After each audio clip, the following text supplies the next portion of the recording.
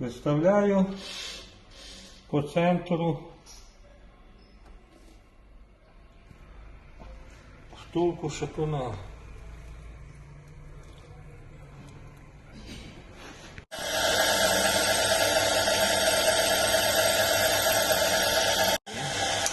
Розточка втулки шатуна двома рисями, чорнова і чистова.